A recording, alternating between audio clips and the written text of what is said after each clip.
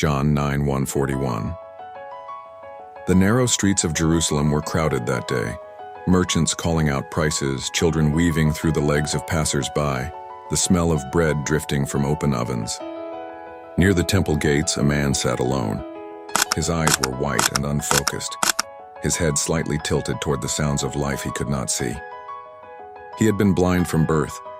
He had never seen his mother's face, never known the blue of the sky or the gold of sunlight. To most people, he was invisible, just another beggar with an outstretched hand, dependent on the mercy of strangers. As Jesus passed by with his disciples, they saw him. The disciples asked the question people had whispered for years. "Rabbi, who sinned, this man or his parents, that he was born blind?" Jesus' voice was steady, filled with a truth that cut through centuries of superstition. Neither this man nor his parents sinned. This happened so that the works of God might be displayed in him. Then, without hesitation, Jesus knelt. He spat on the dusty ground, mixing his saliva with the dirt until it became clay. Gently, he took the mud and spread it over the man's closed eyes. No explanation, no warning, just the touch of the Creator's hands on a broken place. "Go," Jesus said softly. "Wash in the pool of Siloam." The man obeyed. Led by memory and sound, he felt his way through the streets until the cool water of the pool touched his fingers. He bent down, splashing his face, the mud breaking away in streams. And then, with light, shapes, color, the blinding shock of sight flooding into eyes that had never opened to the world. The rippling water shimmered like liquid gold. The stone walls of the city glowed in the sun.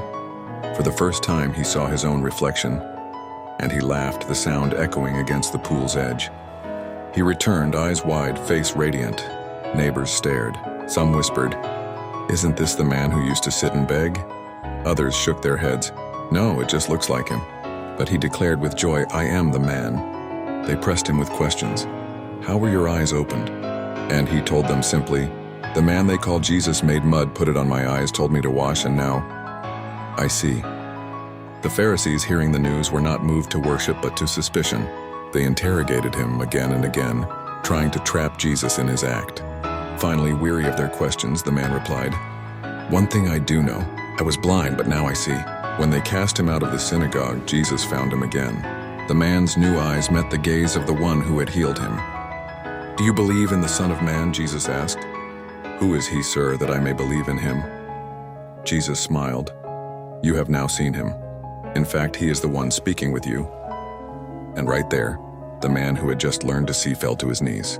"Lord, I believe," he said, worshiping him. That day, the miracle was not just sight restored. It was a soul reborn. Because when Jesus opens your eyes, you don't just see the world. You see the one who made it. Please share and subscribe. Click on the link in my bio or copy it to your browser to download the script or story.